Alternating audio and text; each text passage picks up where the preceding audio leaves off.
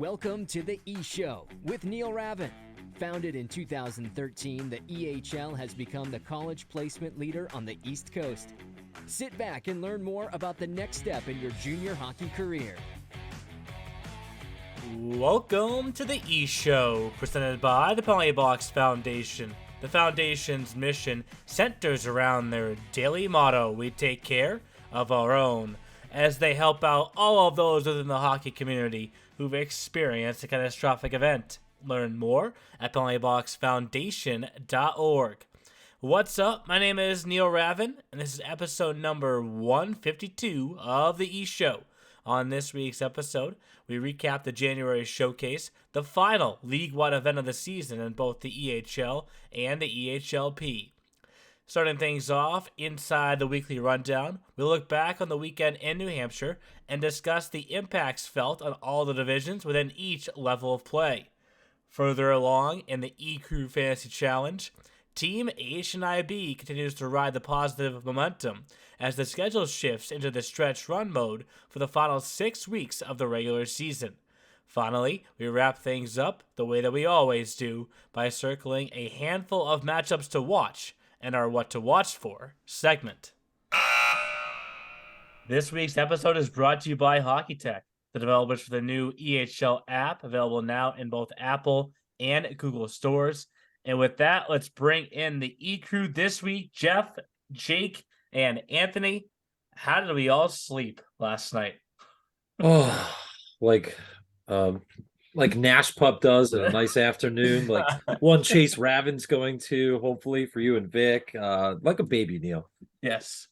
I mean, after I finished watching the football game, yes, I just knocked out hard. I woke up this morning, and you know me, Jeff, I don't sleep in. And I was like, wow, it's... Oh, what'd you sleep till? 7 a.m. today, Kamish? What'd you sleep till? 8:45. Wow. Good for you. The day is lost. Well, was it a combination of, first off, I just want to say my condolences to Dad. He got knocked out of the playoffs last night. Yes. I hope you're okay. I think Dad's okay. probably going to be moving to Vegas, if I had to take a guess early on. Really hope it's not Miami. We haven't talked about it yet, so... Yeah, I hope he doesn't go to Miami. Tell him to go to Vegas, will you? Or San Fran would be a storybook ending, but please just keep him away from Miami, all right? Yep. Sorry, Dad. TB12. Of course, we're recording this the day after our January showcase ended, so a lot to unpack there. So let's jump into the weekly rundown. It's time for the E-Crew's Weekly Rundown. The E-Show Weekly Rundown is brought to you by the Junior Hockey Podcast, your home for junior hockey news, knowledge, and nonsense. Check them out at tjhpodcast.com. Oh, Nash is coming to the room for the weekly There rundown. he is. There he is. Nash, what did you think of that showcase? It was great. So I didn't realize how close we were in game count for that showcase compared to the very first showcase of the season. Really? Which was 50 games over 4 days, right? That's when we were in Worcester. Mm-hmm. For this showcase, do you guys know how many games we had? I think Anthony probably knows how many games You told me, so I'll let Jeff. So it's up to Jeff to guess. Let's go with 44. Wow. Pretty damn close. We had 45 and then plus 46 with the All-Star game. All-Star game, right? So I'm thinking to myself, no wonder I'm so tired. I round up to the same like 50 in a way, right? Mm-hmm. But we did it over 3 days, not 4. And we used 2 rigs. We used the ice den. Thank you, Mario Martin Yellow, and the rinks at Exeter. So 2 rigs. Yeah. But like, where do you want to begin? I don't even know. I mean, that was just, I will say that was a physical showcase. If I had to use one word to probably describe nasty it, showcase, right? Good. I always say healthy hate. You guys always joke about me with rest and rust. Healthy hate's another one that I like to use a lot. And there was some unhealthy hate there too. Stuff that we don't condone in the league, but it's part of hockey. It's an aggressive sport, and anyone that wants to say otherwise, I mean, then please, by all means, go watch golf. We love golf, right? But it's not aggressive. So it can get aggressive, Jeff. Have you seen Happy Gilmore? All right. Oh yeah. Just reference the comedy movie. Why don't you? It's a and then great still movie. It still involves hockey though. It's still like 50% hockey. So, but it's that time of the year, right, guys? Everyone's fighting for playoff spots, all jokes aside. So this is when the time of year when it gets physical, because guys have been playing for now 30 plus games. It's a 46 game season. Wow. So we just played a whole EHL season in a weekend there, boys.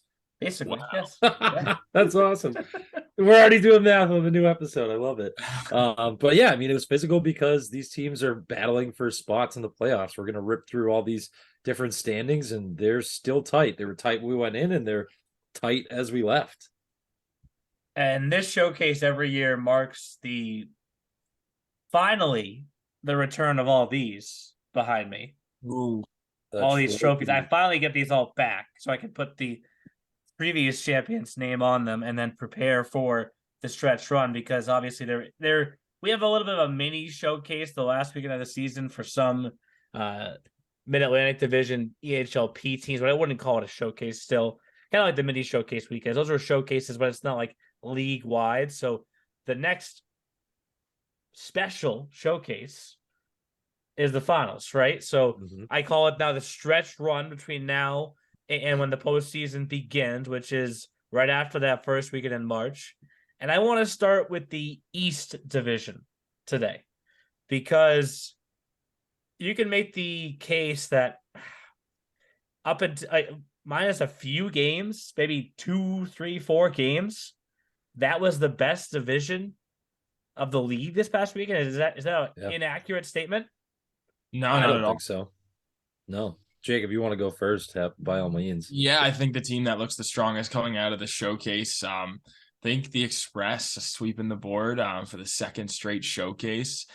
Just a goaltending masterpiece from both Boschert and Girard over the course of the weekend. They're getting scoring up and down the lineup, which they didn't get in the first month or two of the season. That you just talking to those players, they all feel like they have something special. And talking to Boschert, he feels like they could make another run this year. And Valley, I mean, they won 4 straight before dropping their final game of the showcase.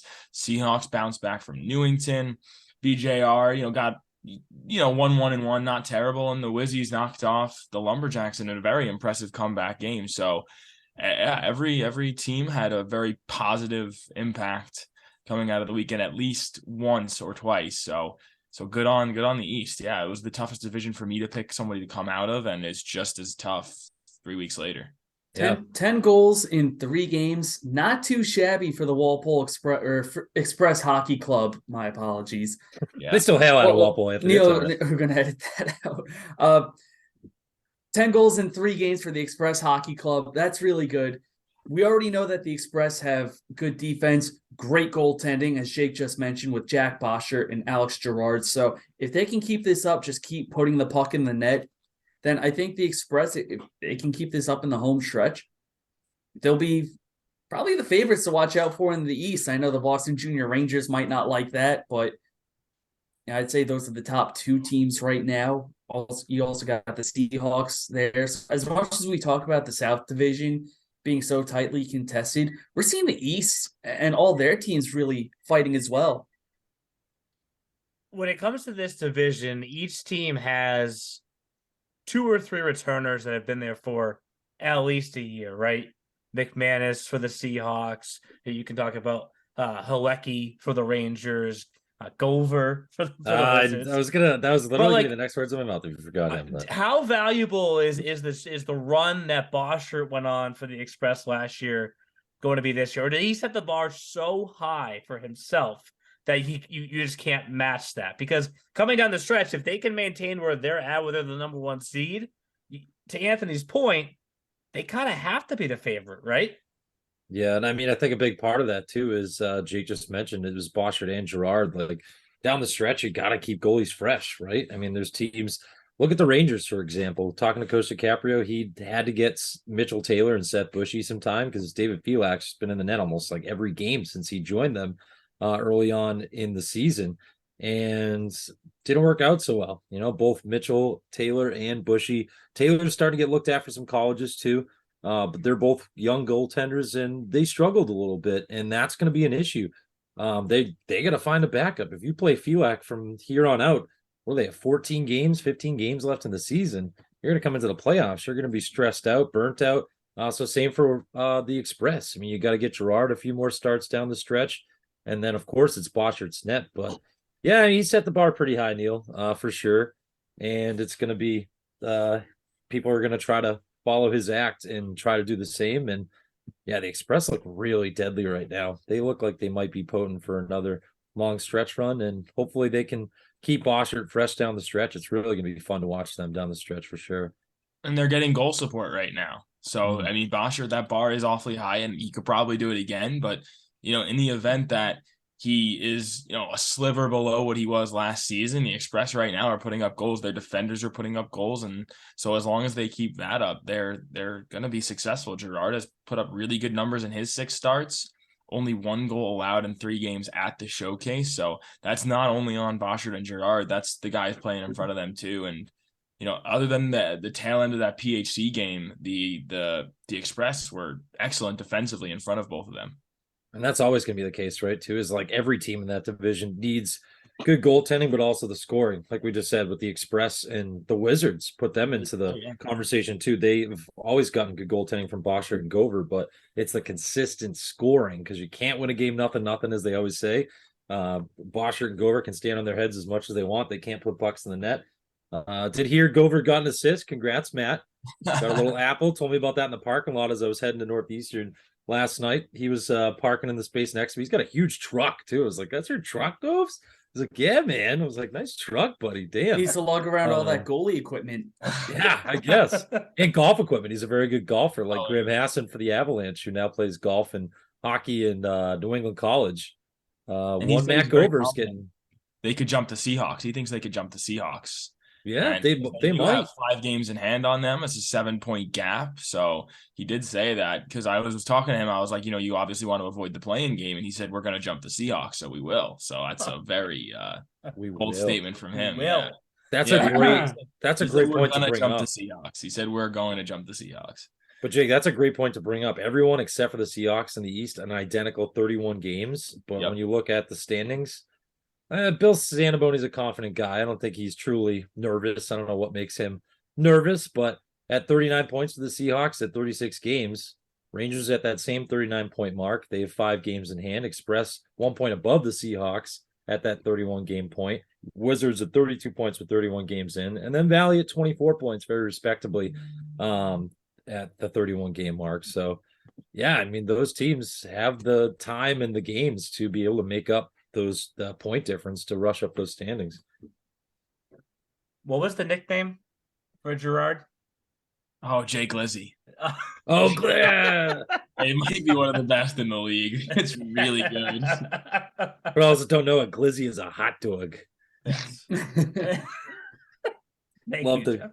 Thank you, Jeff. Just gotta inform the people at home. You gotta. It's just like our games, right? You gotta talk to people like they are at an elementary level and just educate. That's all. I never thought I'd see the day where the E Show and Side Talk would cross over, but this is a most glorious day. 152 episodes in, Ant. I mean, we gotta keep this train moving the right direction and keep people entertained. Give them hockey, but also. We gotta entertain a little bit too, Another Express nickname is Howanitz. He goes by Young Money. I don't know where that one comes from though, but it's another strong one. Okay. I know there's a rapper out there named Young Money. They're kids, but I don't know. I don't know where that came from either. All right, Jake, you can wave your Railers flag here for a second. Best showcase record in the league, is that correct? Woo. Yeah, their only loss came in Hooksett and 5-2 loss against the Express, who are, I think they're in the top 3 best showcase teams. They had a loss at Worcester and a loss at Haverhill to the New England Wolves. So yeah, the Railers only 1 loss. They swept Worcester, swept Newington, swept Haverhill, and again. So as far as the Big 4 showcases goes, if you exclude the mini, they are actually undefeated in the showcases that included every team. And the most impressive win definitely came against the 87s. I mean, that was the game of the weekend for the Railers. It's as simple as that. Anthony. It was Jake, Just I'm back just to going the to quote matter, you. that's all. It was a 2-1 win for what? The good guys, the The protagonists, protagonist. the heroes. I told Wait, you. so that when do you guys rip the train off your chest and just make it a big old broom there, Jake? Oh, Yes, Jake good point. Jake just ripping off the EHL logo, or the shirt, and he's got the Railers jersey underneath. I have no room to talk though because Up and steady, bro. I had the call for the 87's Avalanche, and I was complaining that the Avalanche had 4 power plays while the 87's had none. So I don't have much room to speak there. But no, I mean, but just going it's back to more the of a Railers, testament. though, that was It's a testament to the 87s too. That's the best team they beat. It was probably one of the best teams they played at any showcase. So it's a testament to them, and it's a great playoff style game. So, and the 87s are another team that had a strong showcase. well, I build that game as the best power play against the best penalty kill. And, the Railers scored twice on the power play, and it was a battle of the special teams, and the Railers won that battle. Good for the Railers. And they're really wow, 42 points in the Central. Chiefs. Remember when the Chiefs were in first, and now they are 17 points behind them. Holy smokes! They are. No, I'm not being mean. We love Coach Heff. We love Brandon Johnson, Mitch Beck, the rest of the Chiefs organization. I'm just saying it's as you guys were just saying, it's a testament to the Railers that they pulled away. They surpassed the Chiefs, and then now they've just pulled away, and they're running away with the Central Division. I think we had all said that the Central was going to run through Worcester, and that's being the case, but still going to be really interesting for 2 through 5 at 25, 23, 22, and 21 points respectively. Chiefs, Rhode Island, Rough Riders, and Apple Corps. Who wants to play in the playing game? Everyone raise your hands. And Jeff pointing out that deficit. This is now, as we begin the stretch run, the time of the year where we can start doing math behind the scenes, not on the podcast. Never. Obviously, that 17-point lead with 14 games left for the Railers and 16 games left for the Chiefs. It's kind of like a 8 games to clinch scenario or so. Magic number about that. Like, I like that about baseball because it makes it like a little bit more whole. Yeah, you can't really do that in hockey because it's not as easy with the different points that you can get. But yeah, about a 7 or 8 game lead or magic number, if you will, for the Railers. So I think, yes, they will be locking up that number 1 seed. What did I say that one podcast, Jeff? The road to Providence goes through Worcester. Yeah, that's what I was alluding to. Yep. Slight detour north to go south. Your Google Maps is like, where are you going? Providence is this way. You're going that way. It just keeps redirecting. So, but interesting to see where each of those teams finish. But what that does segue us to the South because the loudest game in the building was without a doubt the 87's Railers. That felt like a playoff game. The office that we were all posted up in, you could hear when there was a cheer, and that game was just so physically loud that I was like, I should probably go watch some of that game. You could hear everything from that game all the way through that office. And sorry, you go, Anthony. I was just going to say, Tyler Arago and I were both on the call for that one. I'd asked if I could join him on the broadcast, so we worked together on that. And I think you described it perfectly, Neil. It was a playoff-like atmosphere. There's a little bit of everything. We saw some skill from some of the Railers forwards. Defenseman Corbin Mealy, he was great in that game. He got some shots through traffic. He had a multi-point game. Nate Palumbo, recent addition to the Railers, he got a couple of points. We saw a very physical battle, a little bit of a scraps. It was sort of a feisty game too. So I think the officials, credit to them. They sort of worked overtime in that one. I think they worked overtime in every game this year. The Zebras were busy. There was lots of hand up, pull the whistle. I thought you were saying with how many overtime games there were too, Jeff. The lines we got to work out. We'll say that. Yeah, I mean, 4 out of the 6 games on my Supreme sheet the first day. Or I had 5 games, and then Anthony Tyler had the All-Star game. All went to OT, so it was another bit. We've had so many overtimes at the showcase. And the All-Star game went to OT too. Right, exactly. Yeah. It's just been crazy. But yeah, remember we were talking about in the office, I think, at one point, we were like, who the heck scheduled the 87s in this Exeter showcase? Man, what a gauntlet abs. And they ended up Lumberjacks, winning 2 Railers. of them. They ended up winning 2 of them. I want to get his how numbers. about, Anyone know him? how about Yeah. remember what I said a few weeks ago about the North Division and how they never play each other? That's why they have such a high win percentage. Yeah. How about this showcase? The 87s win 2 games, one against the Lumberjacks, one against the New Hampshire Avalanche. Mhm. The East Coast Wizards managed to beat the Lumberjacks. You had teams, beating the Seacoast Spartans, where the North Division didn't look unbeatable, I should say. They looked human, just like everyone else. Yes. I would say we're getting to North in a sec, but we still got to talk about the South. We still got to talk about my jersey here, guys. We haven't even mentioned this yet. I know we're not showing video. I already The orange texted and black. Quack, Best quack, logo in the baby, league. quack, quack. Thank you, Terry Watt. I already texted him. Neil, you saw that. He's this nice little group chat with me and Neil, and he gave me a Protect Your Ducks. He asked me white or orange. I said, let's get the orange, and I'm sporting it today. And he also You should get the Graham Broadfoot nameplate stitched on top. man, He had a heck of a week with that game tying and game winning goal against the Boston Junior Rangers. He is a beast. He is a man. Him Broadfoot is what they call him now. Him Broadfoot. Oh, here we go. he is great though, and he was unbelievable. And like the late heroics in that, they had a goal by Contier at the end of the first, and then of course Broadfoot's goal at the end of the third period to tie it to go to OT, and then Broadfoot wins it in OT.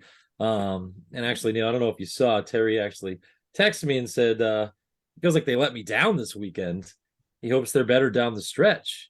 Oh, because you were they lost. the sole picker of the Ducks to come out of the South. Yeah, and I mean, but I wouldn't say that last game against the Seahawks 1-0. That was another physical game, man.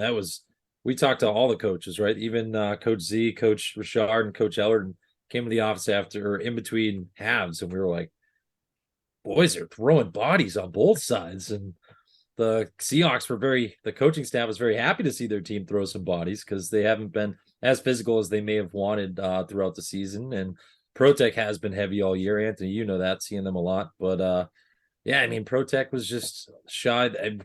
Good for them too on an answer, because I talked to Terry before the Rangers game, because that was one of the games I had said to watch out for as one of my best games, and it definitely fit the bill, I would say, going to OT. Yeah. But he said that the game against the Express was probably like one of their worst of the year as far as effort-wise, results-wise. They lost 4-1. I mean, Jack Boshard's getting a lot of people's numbers right now, Terry, so I wouldn't hang your head about that. And then a 1-0 loss is real tough too. But I know that they had that with the 87s losing earlier in that day. They had, if they got a regulation win, they would have got them within 1 point of taking first place in the South. So I know that mission kind of failed there, but you're still within 3 points, and they're almost identical in games played. 87's 33 games, Protec at 34. So that race is still, that's going to be. They have a game this week against each other. Do they? Oh, nice. Right back in Anthony's home barn. I'm sure Adam and Anthony and everyone's excited to get back there after the 4-1 loss last game against each other. I'm glad that you brought up that Seahawks Protec game, though, Jeff, because I think that was the game where the Seahawks coaching staff combined to finish an entire pizza together at intermission.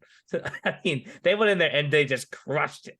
Corey said, "We're not stopping, Neil. I got a friggin' that's a long ride, man. Friggin' Exeter to friggin' Tony Kent Arena. Woof, that's a trip." Bill Zanimoni and I have talked about this a lot, that no staff enjoys pizza quite like the Seahawks hockey club. So, right. But it was a good game outside of the pizza. And about the Seahawks too, credit to speaking of long trip, credit to Coach Z for getting up to that EHL Premier All-Star game. Even when his team didn't play, he still got up there and was supporting the troops. Coach Without Z, a doubt. we love him, lead guy, love him. So to wrap up the South, obviously I was just mentioning that Jeff had picked the Ducks, everyone else picked the 87s. I actually, for the third straight year at the midway point, had picked Maryland, right? And that's right. I think Maryland heard what I said last week on the podcast, where I had said that the South was turning into a 1-2 battle and then a 3-4-5 battle. Mm-hmm. Maryland, quietly took 5 of 6 points this past weekend at the showcase. Did it feel quietly to you guys too? Yeah, 4 points out of second. Josh Fusco said that to me actually as I was about to leave. I said, "Josh, safe travels, man. You took 2 out of 3. Suddenly you guys are 4 points behind Terry for second. I know, man. I really like the way we're playing right now with Max Morris, TJ Avellino had some good weekends. Tyler Hissong. They got defense from the back end. They got offense, defense. Aiden Parker with that old-fashioned hip check on Caden Connors with Trevor gave us the video. Aiden Parker only 5'7", 160. Connors is like 6'2", 6'3". Aiden doesn't care. He's like, every game that kid's freaking laying a hip check somewhere. I love his aggressive, old-fashioned way of playing the body defensively. But yeah, and actually the other cool thing about Maryland too, I think I had all their games or 2 out of 3. They played Lincoln Crosby. I know Berkey's kind of pulled away as the starter there, but Crosby played 2 out of those 3 games. So we were talking about goaltending earlier with Bosher getting some rest, having help from Gerard. Well, now Berkey's getting some good help from Crosby too. They both looked good this weekend. Yeah, they're 3-0-1 in their last 4. So I still think that the biggest challenge for Team Maryland is to just, or can they keep this up for the home stretch of the season? Because they usually don't finish very strong. I'm not saying that's going to be the case, but and we've seen it a couple of times already. But if they can maintain that momentum, then yeah, watch out. Mm-hmm. And those red jerseys too; those are pretty sweet. Fresh. This was also broadcaster's dream: yellow letters, yellow numbers. You could see them from like a football field away. A lot of third jerseys this weekend came out of nowhere. So Team Maryland wins. Team Maryland wins. Yeah, I think overall their 3 jerseys are just combined together the best set. That state flag, the Team Maryland state flag. I actually gave Murray Gunty a couple of shout outs on my broadcast and said, Murray, I gave a little golf clap and said, well done. These are sick. These are fresh. PHC though, it's for me. Those are the 2 top dogs in the jersey race, which is arguably just as important as the playoff race. I mean, if we're all being serious, right? I mean, come on, jerseys. Maryland and the PHC Reds are the 2 best jerseys in the league, and the best logo in the league is right on your chest, Jeff. That Ducks logo, which Terry Watt told me he designed himself. So angry, it just wants to eat you. It wants to punish you. Look, I will say orange jerseys are very underrated. So the jersey that Jeff has on now, that orange Ducks jersey, big fan of that. Really love that color scheme. Me too. That's why I said when he asked orange or white, I was like, no questions asked. Orange, let's go. Wrapping things up in the North, Anthony kind of touched on this earlier. It's funny. It was the Haverhill showcase, I believe, when the North combined to go 11-1-0. And that just wasn't the case this past weekend when this was hosted in a North venue, right? So, but the one team that did get Maryland was the Wolves. They won both of their games this weekend to move back into the top 5. All 4 teams still have over 20 wins, despite, I guess you could say, a few lumps this past weekend. And I think this is just shaping up for. I know, Jake, you struggled picking the East at the midway point. I think we're all going to struggle worse or harder with picking the North once we get here to the beginning of March. Mm-hmm. Yeah, I'm not going to sleep at all. Not going to sleep at all, he says. Nope. I'm going to be up all night. And I mean, talking about the North, I mean, let's start with the Spartans, right? Thank you, Thank you for hosting us, Brett Schreider and Eric Young and all the rest of the Spartan staff. And Sean Roach, the trainer. We love Roachy. Great to see him all those days. But seriously, credit to Roachy too, right, guys? Not only was it a physical showcase, but he was busy. Him and Kevin, I believe, is the other trainer. Yeah, he has with them. They were phenomenal. They were great working with all the different guys that were getting banged up and even going through like guys' medical histories and seeing who's had now multiple concussions, giving coaches tips on what they should do, how they should proceed with the following games and weeks and stuff. That's huge. I mean, we just saw that with we talked last week about the DeMar Hamlin stuff. I mean, we had some kind of scary moments where guys went down. You're like, oh, but bam, the trainers were right there helping everyone out. But I'm talking about the Spartans, right? They lost that tough game. I had that call against the Rangers. They lost in overtime. They were up 2-0, gave up 3 unanswered. And just kind of Coach Schreier's been saying that pucks just haven't been bouncing their way. But he said in the first half that they were. So now I guess we're paying our dues to the hockey gods, he said. And like you said, though, Neil, that's crazy. The North with teams like the Spartans, right? They think they're not playing great. They're still 29-3. but yet not playing some of their best hockey right now. 29-3. That's still pretty darn good to not be playing your best hockey. But they did finish with the win against Hockey Club Rhode Island. The Spartans did after losing the first 2 games. So you get a win there. That's 2 points. You salvaged a point. At least you took it to overtime with the Rangers because Drew Oliveri got called for a penalty with just 18 seconds left. And there was I think 1 or 2 calls before that. There was no calls in the first, and there was only 3 in the second. And that one on Oliveri was a boarding, kind of in a blind spot. I couldn't see it. Coach Trower couldn't see it, but he'd asked his players, and they said, yeah, I think it was a good call. And then Rangers made him pay on the power play. Malzahn roofed it, and Spartans unfortunately slipped that one away. But yeah, the North still interesting, still tight. And I was talking to Tristan Fadad on day one, and he said that it could be, they're looking at it as a growing thing, a humbling thing, that it's good to go through it together, and that they're not bringing in a ton of different players or anything. And he says it's good to go through this as a group. So that's the way they're looking at it. And yeah, they did close it out on a high note, but we talked about it when we did our predictions. The problem for them is going to be getting the scoring up and down the lineup. They can't just rely on we saw the Preo Max line broken up, I think, in all 3 games in this weekend set. So yeah, things are getting tougher for the Spartans, and they're going to have to figure that out. And I think the Lumberjacks had probably what would they consider a disappointing weekend. They've looked more and more human as of late, and now they sit in the 4th spot with a game in hand on New England. So, and that's a team that was on the bounce back. They lost 5 of their 6 prior 6 going into the showcase, and then they won both of them. So yeah, Mensch Mania is taking over the North again. So we'll see. And they're healthy again. I think the Wolves finally got bodies back. And they're hoping to get Lacus back for the very tail end of this season, which would be huge because he's excellent.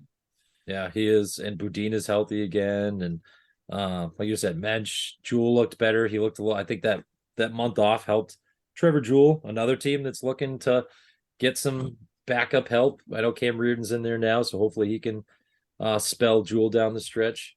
But yeah, I mean, the Jacks lose 2-1 to the 87s, and they give up 6 goals. Was Billiquay in net for that Wizards game? I actually didn't get to call that, but Gillerman started. I was on the call. Gillerman was starting, and then I think it was Roach. Right as Billiquay came in, Roach just picked the corner from the hash marks at the boards. It was an unbelievable shot, and I think it was like right as Billiquay came in. So I think he was a little cold.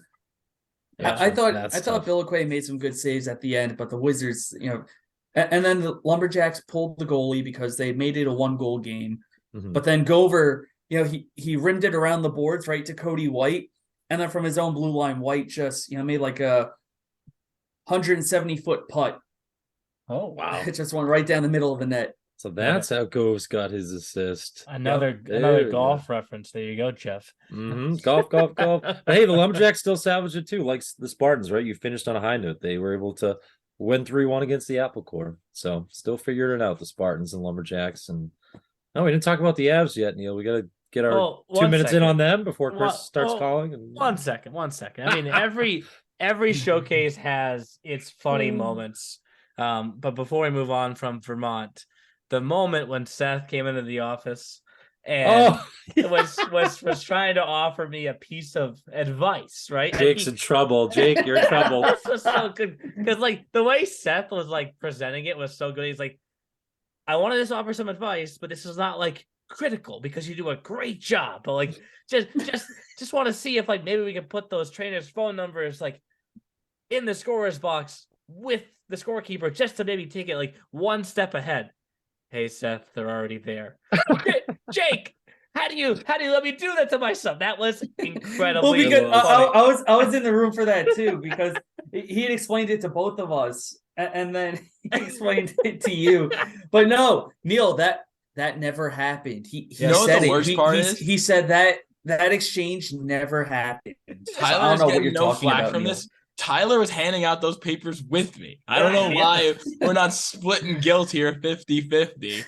Well, I think- honestly, it just goes to show how well I pay attention early in the mornings. I didn't even know what I was putting in the storage boxes. You just handed me paper. And I Here you just go. threw it Yep, up. take So- this. All right. Could I have been a think winning people- lottery ticket, and Jake's just like, "Yep, here you go. Have a good night." It's like, Jake, you just gave away $1 billion. Yeah, okay, whatever. Hey, go cash it. Have fun. Give me some if you want. I don't know. I don't even know. I think people just felt bad for Tyler there, Jake, because on multiple my occasions he was just on that couch.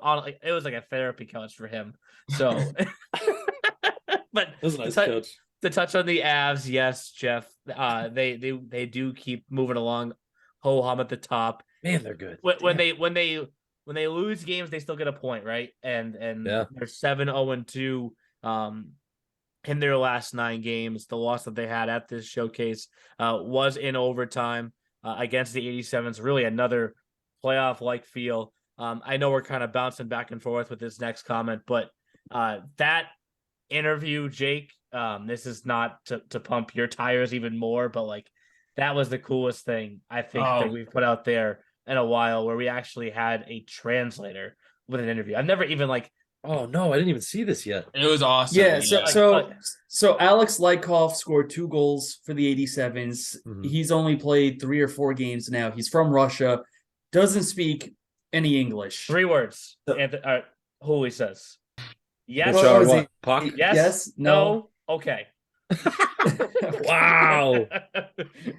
Oh, well, So, Anthony, so keep Alex going. Gamzatov, who's been with the 80, so Alex Gamzatov, who's been with the 87s the entire season.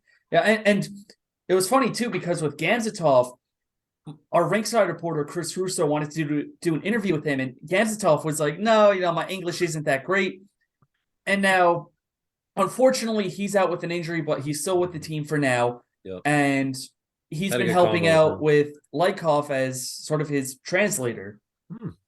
I actually had a good conversation with Gamzatov. Really nice kid. Really, he's really nice awesome. kid. He is absolutely awesome. And the first time I interviewed him was at Haverhill, and he scored an overtime winner. And he said, like, my English isn't great. And I was like, oh no, don't worry, we'll get through it. I'm gonna tell you your questions and stuff. And he was like, can I bring Folky with me?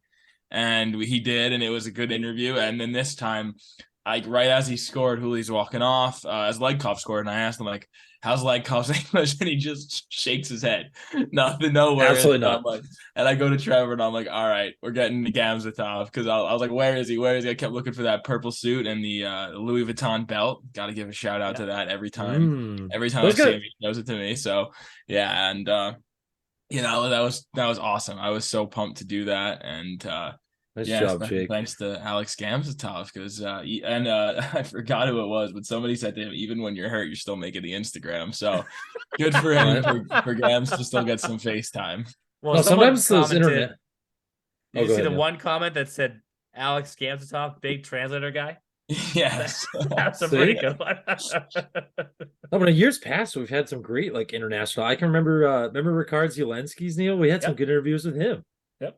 For years, because he used to say the same thing. I remember he helped us with one of our first interviews last year at Worcester with the game stuff that we were posting on social media, and he was just like, yeah, he was like, oh, it's fun. It's like, I'll do the game, but don't. It's like, it's all right, Ricard. So he comes over and freaking he's great. So Yeah, come on. some of these guys are not Guys, that don't be confident, and shy. they really do a great job. Yeah. Budina's another one. He said to me, he's like, my English isn't great. And it ended up I did better see than that. some That of the was- native speakers of our language. So he was excellent. You taught us Another guy is another. Torgner on the Yeah. Express. He was great. So these Big guys, Swede. the message is just do your best, and talk about what makes you feel comfortable. And Budina especially, like he blew me away, because the way he was like timid and saying like it wasn't great. You lower your expectations a little bit, and then he just absolutely crushed it. And he's Matias, you said? I So think it's I remember Matyash. Matias. I've been calling him Yeah, Matthias all friggin' year. I think Matthias or Matthias. Sorry, Matthias. I'm really sorry, but thank you, Jake, for figuring that out. I listened to it, and I listened to it like 6 times after you said, I'm here with Matthias. I'm here with Matthias, and I was like, oh no, not another one. In Jake, we trust. Always. Anthony's going back to a few weeks ago with the pronunciations. That's pretty good, Anthony. I like that. IJWT. Shifting over to the EHLP, I think there's no better place to start than the first place Adirondack Junior Thunder, who were like, you know what? quick trip to New Hampshire, quick 25 goals in 3 games. I mean, they looked lethal this that weekend. top line massacred teams this weekend. like literally just left Koski, them Blanchard, unbelievable. including your protagonists, your heroes, your good guys. Listen. That one got a little chippy. This is the rising action, okay? All right. Every story has its arc. This is a low point for us, okay? And you know what happens at the end of an arc? You have a peak. All right. This is a valley here. Wow. Well, Wow. I actually, Awesome teaching lesson. You know what, Jake? I'd actually brought it up on the broadcast because you look at teams like the Boston Junior Rangers or the Railers where they have 20 plus wins. You could probably count on one hand how many regulation losses they have. When you don't face that much adversity, sometimes getting punched in the mouth, like an 8-1 loss against Adirondack, could, in a way, be helpful. Where it's okay, you get a bit of a reality check. You realize that you have to bring your A game day in and day out because at the end of the day, the EHLP is still junior hockey where you have to be on your A game every single night. And I think for the Railers, it was sort of uncharted territory for them. But you look at a team like Adirondack, they do have a couple of O2s, a couple of O3s. So I think they have that experience and they can play a physical game because a lot of players have size with them up in Adirondack and they use it to their advantage. Like For sure. We talk about the Avalanche, the Lumberjacks, and the EHLP. This Adirondack team, right off the get. We also talked about Pennsylvania, how great they are in their inaugural season. Adirondack could very easily be a favorite up in that North Division. For sure. Yeah. I'm gonna catch you guys off guard with this next question. Did not prepare you for this.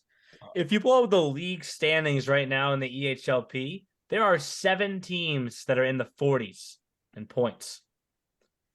I'll round up, right? Avalanche have 39. So half the league, per se, 15 teams, is in the 40s, right? Remember, with this division, winning the regular season championship is critical. Because if you can make it to the final round within your division and you are the regular season champion, you are going to Providence, win or lose in that final round. Because of that at-large. Because of the at-large. Good reminder for us. Who wins the regular season championship in the EHLP? Rangers at 45, Railers at 45, Adirondack BJR. 43, Vermont 42. Yeah. I book it BJR. Man, I wish BJR and the Railers weren't in the same division in the P. Yeah, really me too. I do too. I don't even work for the Railers like you, Jake. It's just I was talking to Mellis, Akajan Mellis, and I was like, dude, just keep putting up points in the E because I don't want to see you ever again at the Worcester Ice Center unless it's an EHL game. Wow. Oh, is there another new pronunciation there? Was that Akajan, not Akijan? Oh, no. Akajan Mellis. He goes by Tay. I know he goes by Tay. Which, So did hey, we if you ever ever figure out call why a that BJR is? game again, just go with Tay. He said he doesn't care, but it is Akajan. Well, how did that come about? Actually, he held the door for me the other day, and I said, thanks, Tay, and he was like, Oh, I don't know. That's a good question to ask, though. Coach DiCaprio called him that at the Worcester showcase, and I don't know where Tay came from. He's wicked good, and he's playing EHL and EHLP. I said that during my Rangers games. He's gonna break a record. He's gonna play like 80 games this year between EHL and EHLP. He's already like 20, I think, EHL and Premier like 20-ish too. Gonna have to look that up, but yeah, I'm trying to type it in as we go here. It's a lot of games. Yeah, but he's young. He's fine. He's got it. He's good. He's spry, Wicked spry. Wicked dude. So he's played 17 Premier. Is that right? Yeah. 17 20s. and 19 so far, right? So yeah, the Premier is ticking down bit by bit, and the E show is getting higher and higher. So and Drake Tomac their records are different with or without him. So BJR in this final stretch, they're gonna have to get weaned off of Mellis, and figure out how they're gonna, keep the scoring up without him. He and Tomac were such a dynamic duo in that first 2-3 months of the season, and now it's the the biggest piece of their offense gone. So that's another interesting factor. Where will he end up? And as of right now, it's looking E. Yeah. I mean, that's why I didn't pick the Railers, Jake, for the EHLP out of that division. Was I thought because of losing Jack Lee that you might have to use like a bunch of premier guys to be. Well, we're seeing Chris Lawson, Max Bolak splitting some time. It looks like Lawson's getting a little bit more of the lion's share of time lately. They brought in Palumbo, though, who has been huge. That's for what them. I was going to say. That guy can fly. Real good. So we'll Nate Columbo.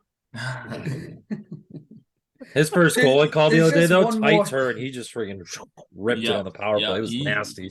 Yeah. Coach Bertoni was saying how fast he was. I was like, wow. He came over from the Monarchs and the USPHL and found a home, and he can play wing. He was playing center with the Monarchs, and now he's playing right. He was on the second line right wing the other day, Palumbo was. So yeah, maybe the Railers don't have to have too many subtractions due to the Jack Lee, who just scored his first goal I saw today. You posted. Yes, he for did Nichols. a couple days ago, Yeah, good for Jack Lee.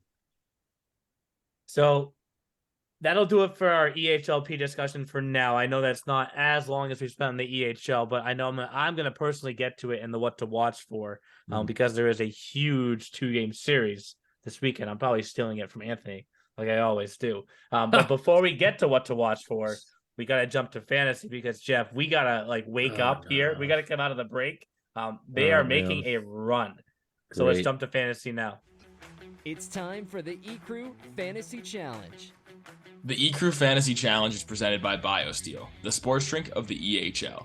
Use the promo code ESHOW, ESHOW, for 25% off when you check out at biosteel.com. Oh, man, I just clicked on the standings page. I don't like this, Neil. I don't see a century mark lead anymore. Yeah, 2 or 3 weeks ago, I basically said that Team HNIB had to roughly score about 20 points or so more than us each week to make this up. And then why did we do that again? What was that? That was just the math. But why did we tell them that? I don't know. Because now we're about to lose, dude. Well, the first week they doubled it, right? They almost gained 40 points. 40, yeah. And then 20 points, kind of the number that I was saying this week, because I mean everything that they touched this week for the most part, at least up front, hit. 2 goals, 2 assists, a power play point for Will Halecki. That's 11 fantasy points. 2 goals, 2 assists, 2 power play points for Ethan Lim, almost identical. 2-2-1 versus 2-2-2 for 12 fantasy points. Ben Sauerball was like, you know what? I'm going to get 3 goals, 2 assists, have one of my points come on the power play, and one come shorthanded for his own 16 points. And then Aiden Swain, 8 fantasy points. Jacob Dukes, 2. Max Benoon, 1.6. So really, you could say this, Jeff. We, in a way, dodged what could have been a huge bullet. 3 forwards and double-figure points. Yeah, that's nasty. Yeah. Shoot. Meanwhile, for our boat's taking on water, bud. Yes, for our team, I felt confident about the way that many of our players were entering. Yeah, we had a couple goose eggs in there. They just they were maybe they were admiring the great food we had this showcase also, like we were. Oh man. Yeah, another shout out. We forgot about Kevin, the chef. Geesh, I talked about Rochi and Trides and that shepherd's pie was so delicious. Right, the pasta too. The pasta for you two Italians. That was some good gravy. So we got 9 points from William Prey, 6 from Hudson Perry, 4 from Devin Jolly, nothing from Carter Newland or William Fallman, and really Nathan Kirschenbaum kind of saved us, Jeff, with that victory over the Rangers. Thanks, Kirsch. So, that was pretty beneficial for us with the 10.6 points he got from that. Overall, we got 29.6. They got 50.6. So there's your 20 points. They checked the box. There's the 20 points right there. So how does Team HNIB keep it rolling?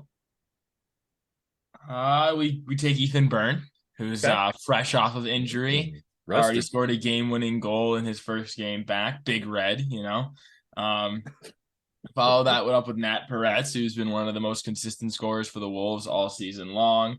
Aiden Wicker's our guy from the P. He's got 8 points in his last 5 games, and he's really turned it on as of late. He's getting a lot of power play time as well. Our D-men, Malzahn and Metro, confident in those two East guys. Malzahn obviously had a howitzer for an OT winner. Yep. And Anthony, I'll let you take away our goaltender. Kyle Span. Oh, who's that? I What team mean, does he play for? Is that ProTech? Oh no, New Jersey. That's right. That's it for Kyle Span? No, we're not even. oh, well, he was the winning goaltender against the Avalanche. Yeah, he made some pretty good saves, and he'll probably get the start for either the game against Philly Hockey Club on Thursday or ProTech on Friday against your Ducks, Jeff. Oh. Yeah, my Ducks. Uh-oh.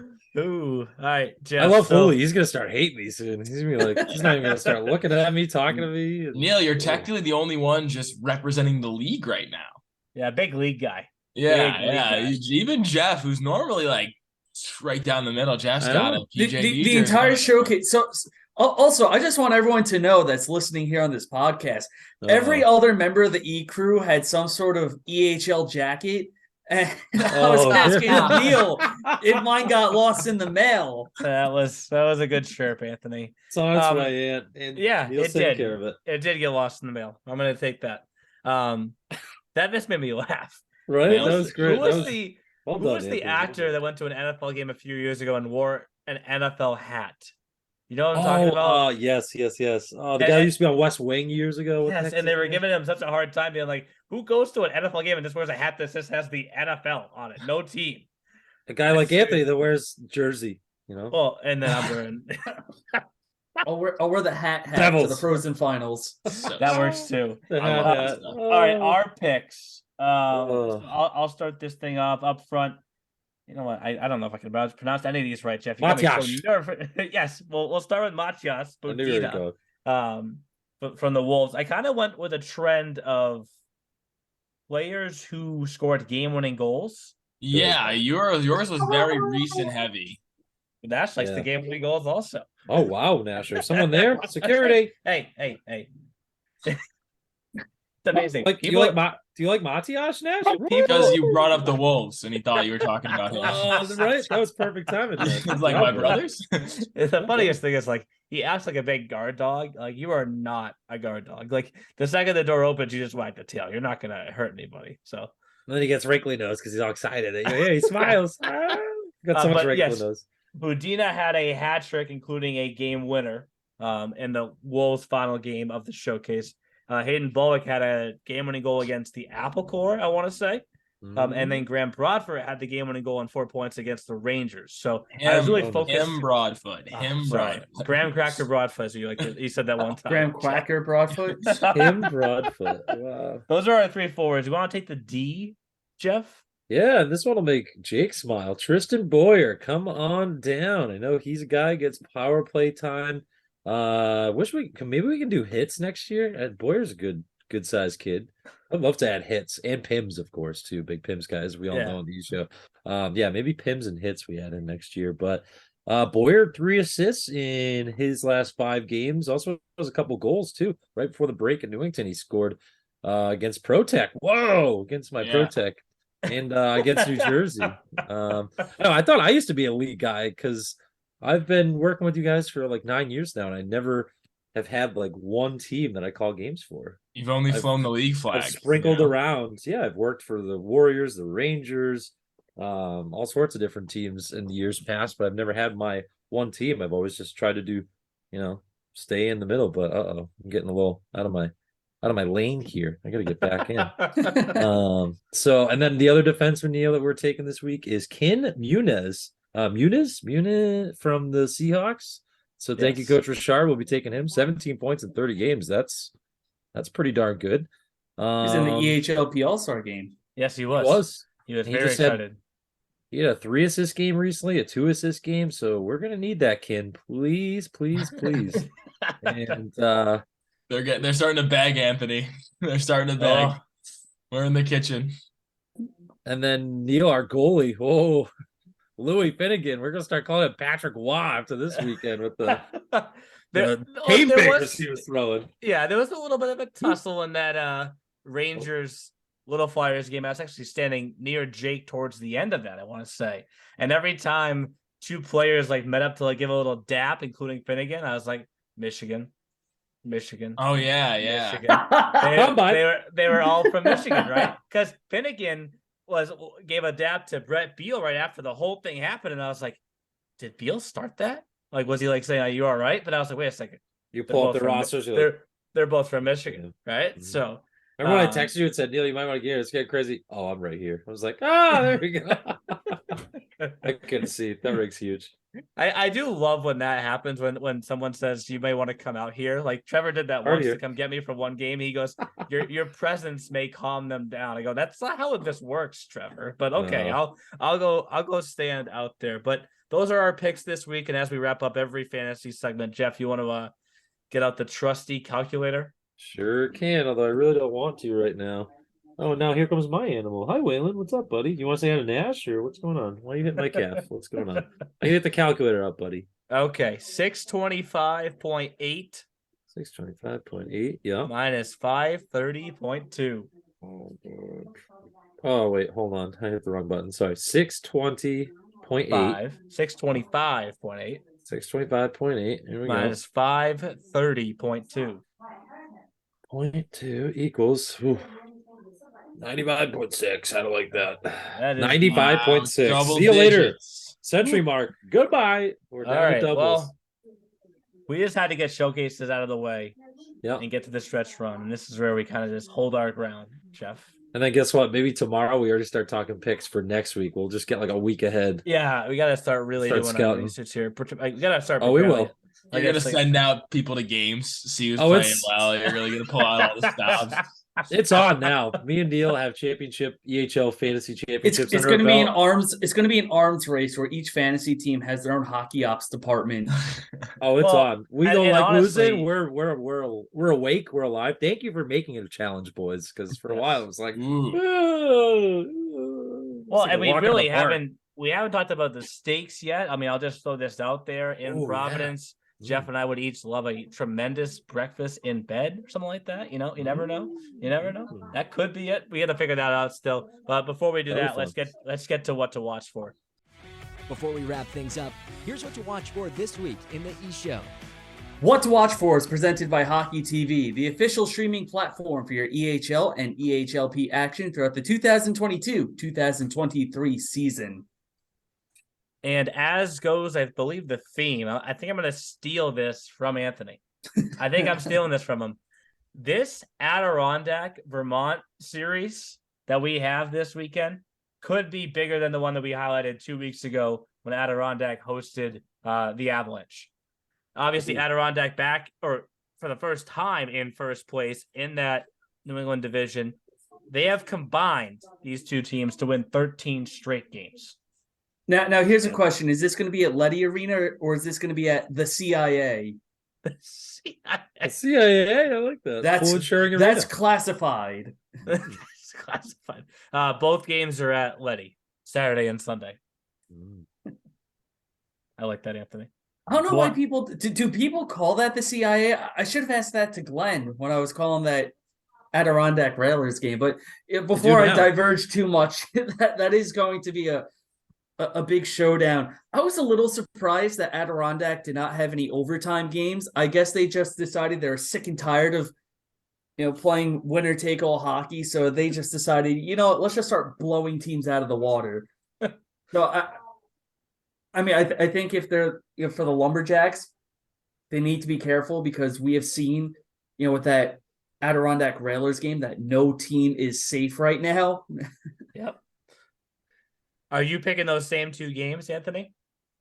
I was going to go with the homer pick in, say, 87's Pennsylvania Huntsman for EHLP because I mentioned before the road team has won every single game so far in that season series.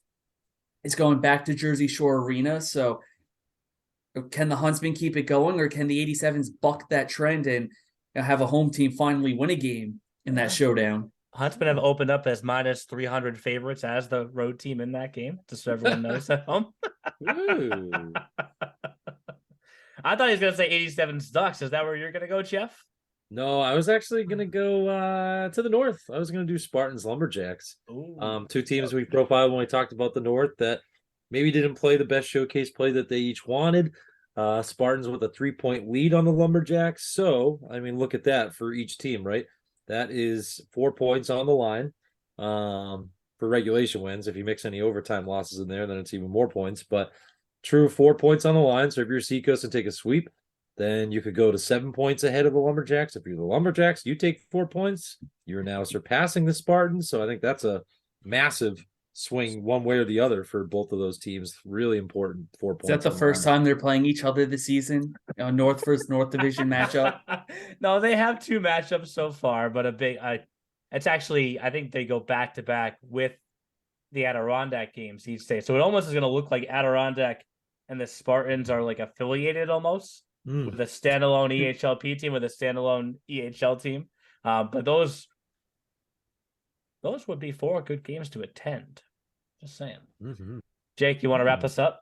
Yeah, sure. I was talking to head coach Chris Sorella, the Avalanche, at the CJEP event at the Worcester Ice Center with the International Hockey Festival, and he said the toughest part of his schedule is coming up. So they're looking at the Wolves and BJR all in the next week. So they have a bear of a schedule to deal with, and a lot of week that Rich and Chris games. are not friends anymore. This is the stretch that the North does play the North a lot, Anthony. So you're going to see like how this stuff starts to unfold. I know the Spartans are really a team that hasn't played the North much at all this season. No. So they get their chance to do that. So it's going to be an interesting race, and it's going to make that North Division prediction even harder. Right, Jeff? Yeah, good pick, Jake. I like that. Well done, son. The inside joke. That will do it for this week's episode. Like we said, and showcases. Showcases are done.